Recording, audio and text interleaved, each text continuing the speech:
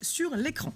La ville de Thionville complètement infestée, envahie de puces. Alors, sans transition après le festival. Sans transition, effectivement. C'est ce qui arrive vraiment ? Non, ça n'arrive pas vraiment, mais en revanche, c'est le point de départ du polar à destination de la jeunesse qu'a écrit la jeune Héloïse Deré. Vous découvrez là la couverture, donc vous publiez Héloïse, le mystère de la tour aux puces aux éditions du bout de la rue. Héloïse, du bout de rue, effectivement. Du bout de la rue. Du bout de la rue. C'est au bout de la rue. Voilà, on tourne à droite. C'est ça. Et vous avez 17 ans, quand on dit toute jeune, c'est que vous êtes vraiment toute jeune. 17 ans depuis 3 jours, d'ailleurs, bon anniversaire. Joyeux anniversaire.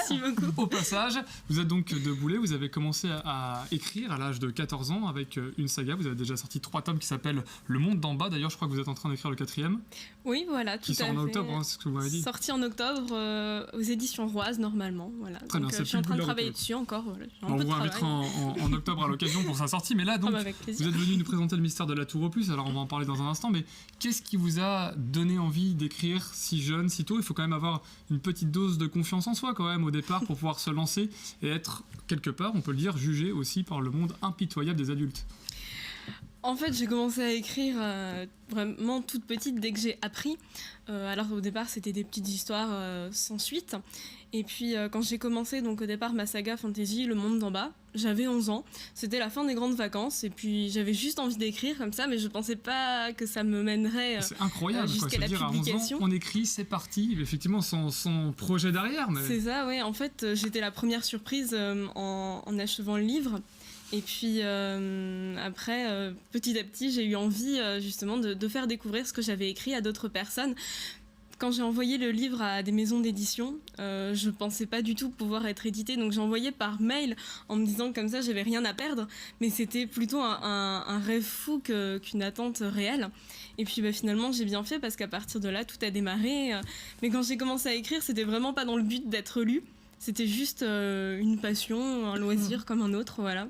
Mehdi Bouadan tout à l'heure le disait, il faut croire en ses rêves et vous avez bien fait de croire dans vos rêves. Et avec ce nouvel ouvrage, c'est très différent puisque vous répondez cette fois à une commande, puisque le mystère de la tour aux puces, en fait, ça rentre dans le cadre d'une collection, la collection Détectivarium, ce qui veut dire que vous avez dû composer avec un personnage qui existait déjà, un détective du nom de Guillaume Delange. Alors comment vous vous êtes senti dans cet exercice du polar, après cette saga qui était plutôt une saga qui relevait du monde de la fantaisie?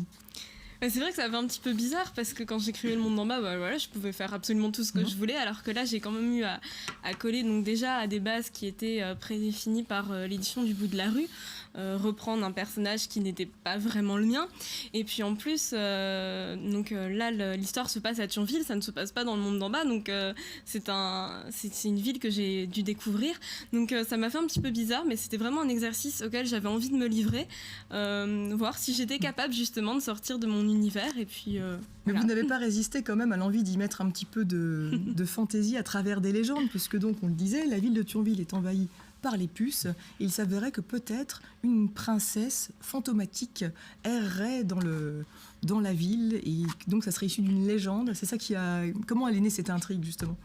Alors en fait donc j'ai découvert la collection Détectivarium par un livre qui se passe à Metz, et donc j'ai eu envie d'y participer, et puis j'avais vraiment envie comme base de prendre des légendes lorraines.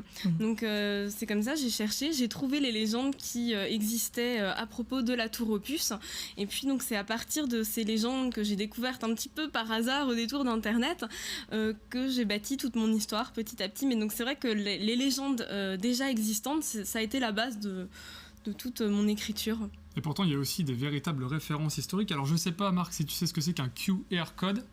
Oui, si, quand même. Oui, non, mais bon, autant pour moi. J'ai fait mon service national. D'accord. Certes, mais bon. Il n'y avait aucun sous-entendu, évidemment. Il y en a qui sont disséminés, Lisa, si tu peux en montrer un dans tout le livre. Alors, quand on met son smartphone, en fait, qu'on flash ce QR code, eh bien, on a la fiche historique, par exemple, de la ligne Maginot ou encore de la sidérurgie. Il y a un vrai travail de fond historique qui a été mené, quand même. C'est pas rien. Vous avez aussi beaucoup apporté d'éléments sur le beffroi, sur la tour aux puces. Comment vous y êtes pris dans le temps, et puis aussi de la manière dont vous êtes pris pour mettre toutes ces références historiques? Alors en fait l'idée d'insérer plein de références historiques, c'est pas vraiment la mienne, c'est celle de l'éditeur, parce que le but de la collection c'est avant tout de faire découvrir une ville, une région Le et donc patrimoine. tout son patrimoine.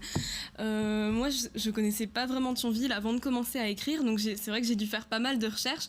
J'ai lu de très nombreux prospectus et puis j'ai passé toute une après-midi dans la ville à collecter un petit peu des informations.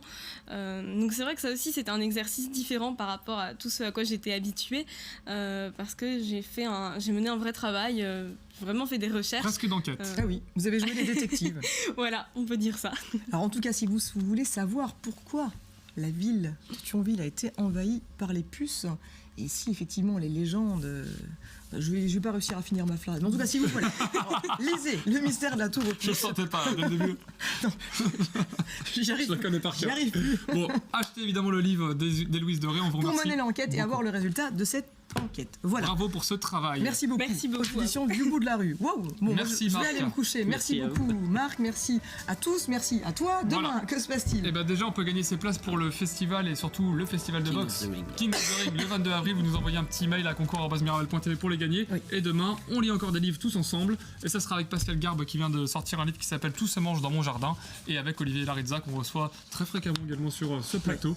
Un écrivain du Grand Est qui sort un exil. Voilà. Je vais me coucher. Bonne nuit. Allez, bonne nuit à Bye tous. bye.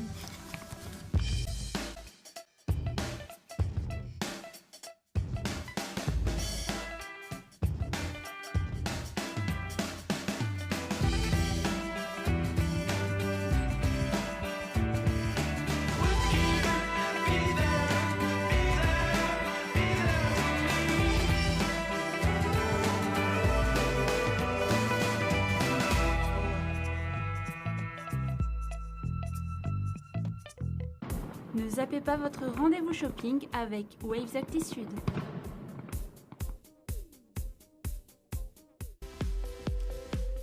Juste avant de zapper avec le Casino 2000 de Mondorf-les-Bains, un festival d'émotions.